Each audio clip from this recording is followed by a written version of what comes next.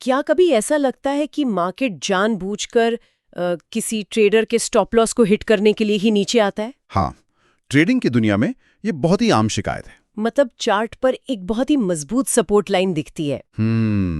और वहां एंट्री ली जाती है। बिल्कुल, और स्टॉप लॉस उस लाइन के ठीक नीचे लगाया जाता है और फिर मार्केट रहस्यमयी तरीके से ठीक उतना ही नीचे आता है कि वो स्टॉप लॉस हिट हो जाए। हाँ, और अगले ही पल उसी दिशा में रॉकेट की तरह उड़ जाता है जहां का पहले अनुमान लगाया गया था। हाँ, अक्सर ये महसूस होता है कि कोई स्क्रीन के पीछे बैठा है जिसकी रिटेल ट्रेडर्स से कोई जाती दुश्मनी है। देखिए, ये एक बहुत ही आम भावना है, लेकिन सच्चाई ये है कि ये कोई वहम नहीं है और न ही कोई व्यक्तिगत दुश्मनी है। बिल्कुल, ये असल में मार्केट के इस बेहद गहरे और स्ट्रक्चर्ड पानी का असली सच है, जिसे अक्सर अनप्रेडिक्टेबल या रैंडम समझ लिया जाता है ना। वो असल में एक बहुत ही संधा हुआ डिजाइन है। एग्जैक्टली, एक ऐसा डिजाइन जिसे बड़े इंस्टीट्यूशनल प्लेयर्स चलाते हैं। और यही डिजाइन हमारे आज के इस डीप डाइव का मिशन है। आज हम जिस सोर्स मटेरियल का गहराई से विश्लेषण कर रहे हैं उसका नाम है the institutional trading blueprint, mastering market liquidity and structure. ये बहुत ही बेहतरीन ब्लूप्रिंट है। इसके नोट्स और अंश पढ़ने के बाद चार्ट्स को देखने का नजरिया पूरी तरह से बदल जाता है। ये इस बात से पर्दा उठाता है कि मार्केट में रैंडम कुछ भी नहीं है। सही कहा, कैंडलस्टिक्स के लाल और हरे रंग के पीछे असल में एक पूरा गेम चल रहा है। बिल्कुल, आज का लक्ष्य ये डिकोड करना है कि पैटर्न्स के पीछे छिपे मार्केट के असली इरादों को कैसे पढ़ा जाए। और ये बहुत ही महत्वपूर्ण विषय है, क्योंकि हमारी ये चर्चा सिर्फ इस बात तक सीमित नहीं रहेगी कि चार्ट्स पर क्या होता है, बल्कि हम गहराई में जाकर ये समझेंगे कि ऐसा क्यों होता है। हाँ, कैसे जो ट्रेडर्स अपने घरों में बैठकर स्क्रीन घूर रहे हैं, वो अनजाने में ही इस बड़े इंस्टीट्यूशनल सिस्टम का एक पुर्जा बन जाते हैं और लिक्विडिटी प्रोवाइडर का काम करते हैं। ओके, चलिए इसको समझते हैं। सोर्स मटेरियल की शुरुआत ही इस सबसे बड़ी गलतफहमी को तोड़ने से होती है कि मार्केट रैंडम है, जो कि वो बिल्कुल नहीं है। हाँ, अगर मार्केट रैंडम नहीं है तो इसे चला कौन रहा है? इस ब्लूप्रिंट के अनुसार इसे लिक्विडिटी चला रही है। बिल्कुल। अब जो लोग मार्केट को समझते हैं उन्हें पता है कि इंस्टीट्यूशंस के पास करोड़ों अरबों डॉलर का कैपिटल होता है। वो एक क्लिक में एंट्री नहीं ले सकते। नहीं, सवाल ही नहीं उठता। इसे ऐसे समझते हैं कि मार्केट बिल्कुल पानी की तरह है। हाँ, अच्छी एनालॉजी है। जिस तरह पानी का स्वभाव है कि वो हमेशा ढलान की तरफ बहता है, ठीक उसी तरह मार्केट की कीमतें हमेशा लिक्विडिटी के पूल की तरफ खिंचती चली जाती हैं। यहाँ पर जो सबसे हैरान करने वाली बात है वो ये कि ये जो लिक्विडिटी है ये कोई थ्योरेटिकल कॉन्सेप्ट या चार्ट पर खींची गई लाइन नहीं है। तो फिर क्या है? ये असल में ऑर्डर्स का एक जमावड़ा है। ये इंसानी व्यवहार, डर, लालच और बेसब्री का एक कलेक्शन है। मतलब अगर हम एल्गोरिदम्स और लेवल 2 डेटा के नजरिए से सोचें तो इंस्टीट्यूशनल ट्रेडर्स को अपने भारी भरकम ऑर्डर्स एग्जीक्यूट करने के लिए विपरीत दिशा के ऑर्डर्स चाहिए होते हैं। ओह, यानी अगर उन्हें 10,000 लॉट खरीदने हैं तो मार्केट में 10,000 लॉट बेचने वाले भी तो होने चाहिए। एग्जैक्टली। बिना इसके उनका ऑर्डर स्लिपेज का शिकार हो जाएगा और प्राइस उनके खिलाफ बहुत तेजी से भाग जाएगा। मतलब अगर उन्हें बहुत भारी मात्रा में कुछ खरीदना है तो सामने उतने ही सेल ऑर्डर्स होने चाहिए। बिल्कुल। और वो सेल ऑर्डर्स सबसे ज्यादा कहाँ मिलेंगे? वो वहां मिलेंगे जहां आम ट्रेडर्स के स्टॉप लॉस लगे होते हैं। ऑलराइट। एक बात जो अक्सर नजरअंदाज कर दी जाती है वो ये कि जब कोई ट्रेडर बाय यानी खरीद की पोजीशन में होता है तो रिस्क मैनेजमेंट के लिए लगाया गया उसका स्टॉप लॉस असल में एक सेल ऑर्डर होता है। बिल्कुल सही।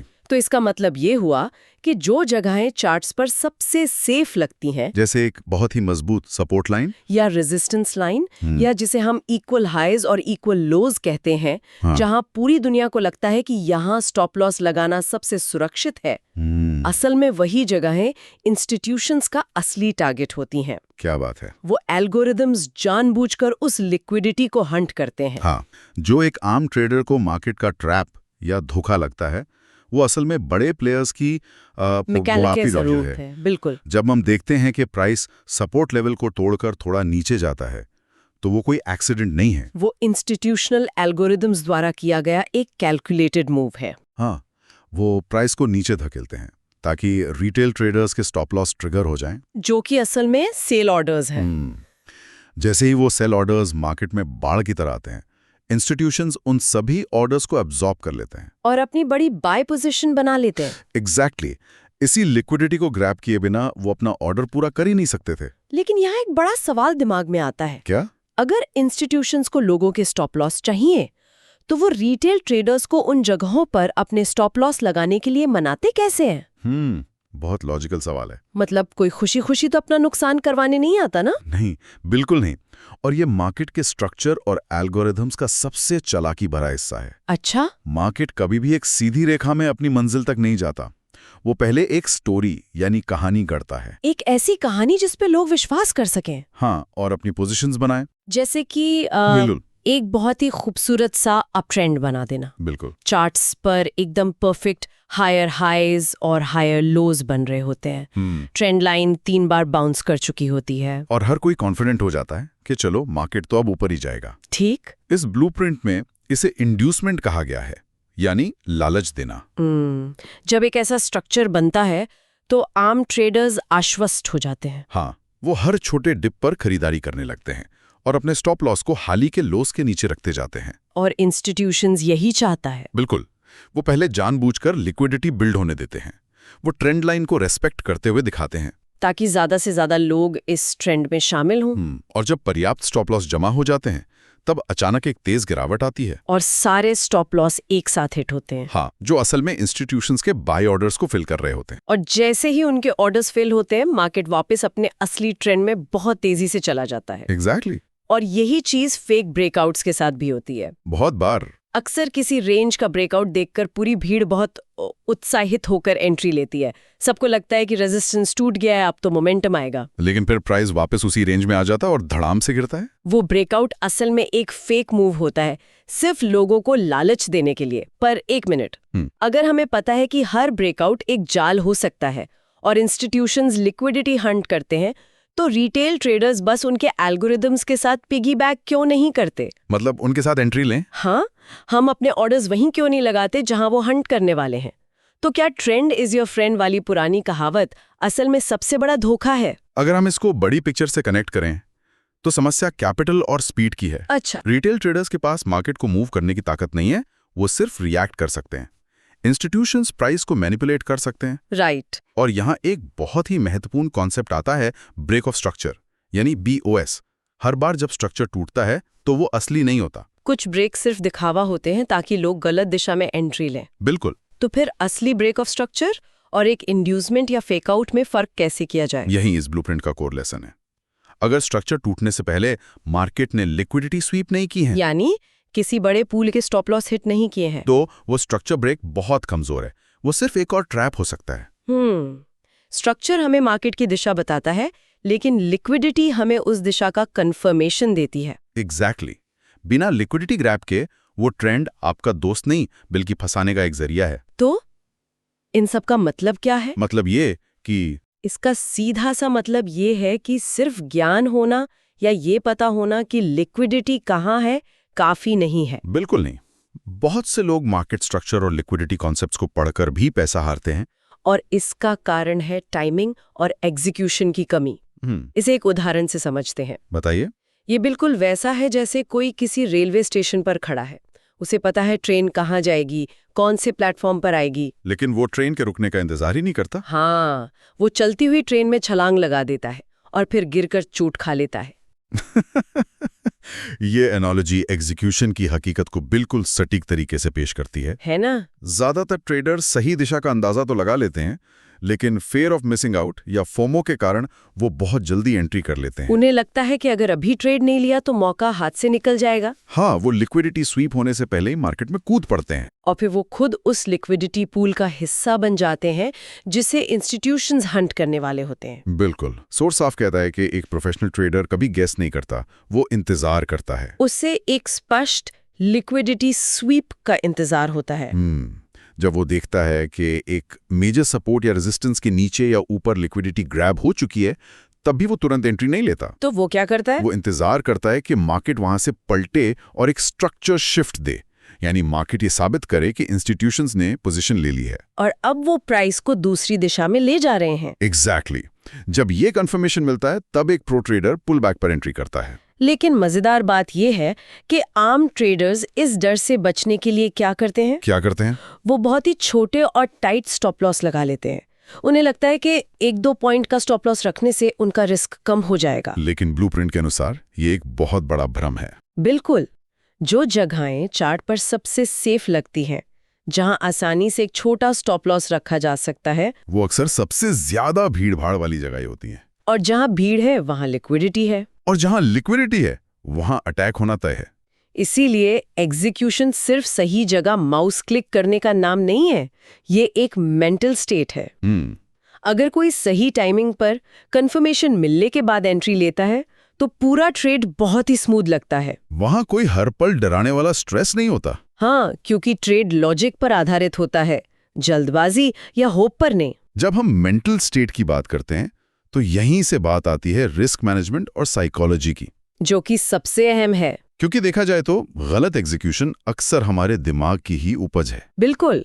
एक ट्रेडर का सबसे बड़ा दुश्मन वो मार्केट एल्गोरिदम्स या वो इंस्टीट्यूशंस नहीं है, बल्कि उसका अपना खुद का माइंडसेट है। एग्जैक्टली। ट्रेडिंग में सारा खेल प्रोबेबिलिटी का है, और ये वो कड़वा सच है जिसे अपनाना सबसे मुश्किल होता है। एक आम मानसिकता होती है कि प्रॉफिटेबल होने का मतलब है हर एक ट्रेड में जीतना। हाँ, अगर ट्रेड लॉस में गया तो मतलब एनालिसिस गलत था, या स्ट्रैटेजी बेकार है, या फिर मार्केट ही खराब है। ये एक बहुत ही प्रिडिक्टिव माइंडसेट है जहां इंसान हर मूव की भविष्यवाणी करना चाहता है, जबकि सोर्स इस बात को बहुत स्पष्ट करता है कि लॉस कोई फेलियर नहीं है, ये इस बिजनेस की कॉस्ट यानी लागत है। जैसे कोई भी बिजनेस चलाने के लिए खर्चे होते हैं। बिल्कुल। जैसे कोई भी रेस्टोरेंट चलाने के लिए बिजली का बिल, कच्चा माल या किराया देना पड़ता है, वैसे ही ट्रेडिंग के बिजनेस में लॉस देना पड़ता है। इसे गणित की भाषा में एक्सपेक्टेंसी कहते हैं। अगर कोई 10 ट्रेड लेता है और उसमें से 6 ट्रेड लॉस में भी चले जाएं, लेकिन उसका रिस्क टू रिवॉर्ड रेशो अच्छा है, यानी जीतने वाले 4 ट्रेड्स का प्रॉफिट उन 6 लॉसेस से कहीं ज्यादा है, तो एंड रिजल्ट हमेशा प्रॉफिटेबल होगा। ये गणित बहुत सीधा है, लेकिन इस गणित को इमोशंस के साथ फॉलो करना बहुत टेढ़ा काम है। हाँ, यही सबसे बड़ी चुनौती है। और यही मेरा सबसे बड़ा पुशबैक है। मतलब थ्योरी में ये बात कितनी आसान लगती है ना। हाँ, थियरी में तो बहुत आसान है कि लॉस को एक्सेप्ट करो, एक्सपेक्टेंसी पर भरोसा रखो और आगे बढ़ो। लेकिन जब इंसान स्क्रीन पर लाल रंग देखता है, असली पैसा डूबता हुआ दिखता है। एग्जैक्टली, जब हार्ड अर्न मनी वाकई कम होती नजर आती है, तो क्या सिर्फ अपने इमोशंस को ऑब्जर्व करना सच में मुमकिन है? इंसान मशीन तो है नहीं, डर और लालच तो आएंगे ही। ये एक बहुत जरूरी सवाल खड़ा करता है, और इसका जवाब यह है कि ट्रेडिंग में जीतने से कहीं ज्यादा जरूरी है सर्वाइवल, यानी मार्केट में बचे रहना। ओके। जब किसी को लॉस होता है तो दिमाग का एमिगडाला हाईजैक हो जाता है, इंसान लॉजिकल सोचना बंद कर देता है। इसी डर के कारण अक्सर लोग विनिंग ट्रेड से बहुत जल्दी बाहर आ जाते हैं। हाँ, ये सोच करके कहीं प्रॉफिट वापस लॉस में न बदल जाए, या फिर लालच में स्टॉप लॉस को हटा देते हैं कि शायद मार्केट वापस घूम जाए। बिल्कुल। और अगर बड़ा लॉस हो जाए तो रिवेंज ट्रेडिंग यानी बदला लेने की भावना से अंधाधुंध ट्रेड करने लगते हैं, जो अंततः पूरे अकाउंट को ही खत्म कर देता है। इस स्थिति से बचने का एकमात्र तरीका है कंट्रोल को छोड़ना। कंट्रोल को छोड़ना, ये तो उल्टी बात हो गई। सुनने में अजीब लगता है, लेकिन कंट्रोल कभी भी जबरदस्ती से नहीं आता, ये अवेयरनेस यानी जागरूकता से आता है। मार्केट क्या करेगा ये किसी के कंट्रोल में नहीं है, सिर्फ अपना रिस्क और अपना रिएक्शन कंट्रोल में है। प्रोफेशनल ट्रेडर्स हर ट्रेड को अपनी पर्सनल हार या जीत की तरह नहीं देखते। बिल्कुल नहीं, वो हर ट्रेड को सिर्फ 20 ट्रेड्स की एक सीरीज का एक डेटा पॉइंट मानते हैं। वो ये नहीं सोचते कि मैं हार गया, वो ये सोचते हैं कि ये सेटअप इस बार काम नहीं किया, मेरी बिजनेस कॉस्ट लग गई, अब बिना किसी इमोशन के अगला सेटअप देखते हैं। माइंडसेट, रिस्क और एग्जीक्यूशन को एक साथ जोड़ते हैं तो बात आती है डिसिप्लिन, कंसिस्टेंसी और एक एज ढूंढने की। और मुझे इस ब्लूप्रिंट का एक पॉइंट पढ़कर बहुत हंसी आई, लेकिन ये कड़वा सच भी है। कौन सा पॉइंट? ज्यादातर लोग ट्रेडिंग में रोमांच ढूंढते हैं, उन्हें थ्रिल चाहिए, रोज कुछ नया एक्शन चाहिए, स्क्रीन पर तेजी से भागते हुए नंबर्स चाहिए। हाँ, वो तो है। लेकिन इस ब्लूप्रिंट के हिसाब से असल पैसा उस ट्रेडर के पास जाता है जिसकी ट्रेडिंग लाइफ एक बहुत ही बोरिंग डॉक्यूमेंट्री देखने जैसी होती है। एकदम सटीक तुलनाएं, और ये बोर्डम बहुत जरूरी है। कंसिस्टेंसी असल में बोर्डम से ही आती है। हाँ, जब किसी को अपनी ट्रेडिंग बोरिंग लगने लगे जब कोई थ्रिल बाकी ना रहे, जब हर दिन एक ही रूटीन, एक ही सेटअप का इंतजार करना पड़े, और ट्रेड लेना एक मैकेनिकल प्रोसेस बन जाए। तब समझ लेना चाहिए कि सिस्टम बिल्कुल सही काम कर रहा है। डिसिप्लिन कभी भी मोटिवेशन से नहीं आता। क्योंकि मोटिवेशन तो हर दिन बदलता रहता है। आज कोई मोटिवेटेड है, कल शायद थका हुआ हो। बिल्कुल। मोटिवेशन एक भावना है। लेकिन अगर किसी के पास एक प्रोसेस है, एक सिस्टम है, यानी आउटकम की जगह प्रोसेस पर फोकस है, तो डिसिप्लिन एक आदत बन जाता है। और यही डिसिप्लिन मार्केट में एक स्थायी बढ़त, जिसे ट्रेडिंग की भाषा में एज कहते हैं, उसे जन्म देता है। लेकिन बहुत से लोग एज का मतलब गलत समझते हैं। हाँ, वो सोचते हैं कि अगर उन्हें चार्ट पर कोई डबल टॉप, कोई हेड एंड शोल्डर्स या 2 मूविंग एवरेज का क्रॉसओवर दिख गया, तो वो उनका एज है। वो इसे एक जादुई फॉर्मूले की तरह देखते हैं। ये एक बहुत बड़ी गलतफहमी है, जिसे ये सोर्स पूरी तरह से खारिज करता है। एज सिर्फ एक पैटर्न का नाम नहीं है। तो फिर क्या है? एज असल में कॉन्टेक्स्ट है। ये लिक्विडिटी कहाँ है, मार्केट का स्ट्रक्चर क्या है, और मार्केट अभी किस फेज में है। एक्यूमुलेशन, मैनिपुलेशन या डिस्ट्रीब्यूशन, इन सब का एक सही कॉम्बिनेशन है। एक डबल टॉप अगर बिना लिक्विडिटी स्वीप के बना है तो वो एक ट्रैप है। लेकिन वही डबल टॉप अगर एक बड़े टाइम फ्रेम की लिक्विडिटी को हंट करने के बाद बनता है, तो वो एक हाई प्रोबेबिलिटी ट्रेड है। एग्जैक्टली। और एक और बात जिस पर सोर्स जोर देता है कि कोई भी स्ट्रैटेजी सिर्फ एक या 2 ट्रेड से अपना एज साबित नहीं कर सकती। एकदम सही। एज को टेस्ट करने के लिए एक पर्याप्त सैंपल साइज की जरूरत होती है। जैसे कम से कम 20 ट्रेड्स की एक सीरीज को एनालाइज करना। हाँ, अगर कोई 2 ट्रेड हारने के बाद अपनी स्ट्रैटेजी बदल दे, जिसे स्ट्रैटेजी हॉपिंग कहते हैं, तो वो कभी भी डेटा कलेक्ट ही नहीं कर पाएगा। बिल्कुल। एक कॉम्प्लिकेटेड सिस्टम जिसमें 10 तरह के इंडिकेटर्स लगे हों, उससे कहीं बेहतर एक सिंपल सिस्टम है, जिसे लगातार महीनों तक फॉलो किया जाए। बिना कंसिस्टेंट डेटा के कोई एज डिफाइन नहीं हो सकता। तो अगर हम इन सारे पन्नों, नोट्स और इस पूरे डीप डाइव को समराइज करें, तो लबोलुआब ये निकलता है कि सिर्फ ज्ञान किसी को नहीं बदलता। सही। इस बात का ज्ञान कि लिक्विडिटी कहाँ है तब तक बेकार है जब तक उसका सही एप्लीकेशन ना हो। कॉन्टेक्स्ट समझना होगा। बिल्कुल। मार्केट को देखने का जो पूरा नजरिया है, उसे सिर्फ प्राइस या कीमत से हटाकर कॉन्टेक्स्ट पर लाना होगा। लिक्विडिटी हमें ये दिखाती है कि मार्केट असल में कहाँ जाना चाहता है, और स्ट्रक्चर हमें ये बताता है कि मार्केट इस वक्त वहां पहुंचने के लिए क्या रास्ते अपना रहा है। हाँ, और रिस्क मैनेजमेंट वो मजबूत ढाल है जो इस पूरे उबड़-खाबड़ सफर में किसी भी ट्रेडर को मार्केट से पूरी तरह बाहर होने से बचाए रखती है। और ये पूरा ब्लूप्रिंट इसी बात पर जोर देता है कि ट्रेडर्स अपनी गलतियों को आंख बंद करके रिपीट करने के बजाय अब एक नई जागरूकता के साथ चार्ट्स को देखें। उन्हें ये पता होना चाहिए कि अगर किसी ट्रेड में स्टॉप लॉस हिट हो रहा है, तो वो बड़े डिजाइन का हिस्सा है, कोई रैंडम घटना नहीं। तो अब से चार्ट ओपन करते समय सिर्फ लाइंस या पैटर्न्स ना देखें, बल्कि उस चार्ट के पीछे की कहानी, उस लिक्विडिटी के गेम और इंस्टीट्यूशंस के फुटप्रिंट्स को समझने की कोशिश करें। मार्केट एक भाषा बोलता है, बस उसे डिकोड करने की जरूरत है। बिल्कुल। और इस पूरे विश्लेषण को समेटते हुए मैं एक विचार छोड़ना चाहूंगा जिस पर बहुत गहराई से सोचने की जरूरत है। बताइए। हमने बात की कि मार्केट में कितनी वॉलेटिलिटी या उतार चढ़ाव होते हैं, कैसे इंस्टीट्यूशंस ट्रैप्स बनाते हैं, लेकिन इस डीप डाइव के बाद इस बात पर गौर करें, अगर ट्रेडिंग में सबसे बड़ा रिस्क मार्केट की वॉलेटिलिटी नहीं बल्कि एक इंसान के अपने अंदर की इमोशनल वॉलेटिलिटी है, तो क्या सबसे बेहतरीन ट्रेडिंग स्ट्रैटेजी वो नहीं होगी जो चार्ट्स को एनालाइज करने से पहले खुद अपने ही माइंड को एनालाइज करना सिखाए?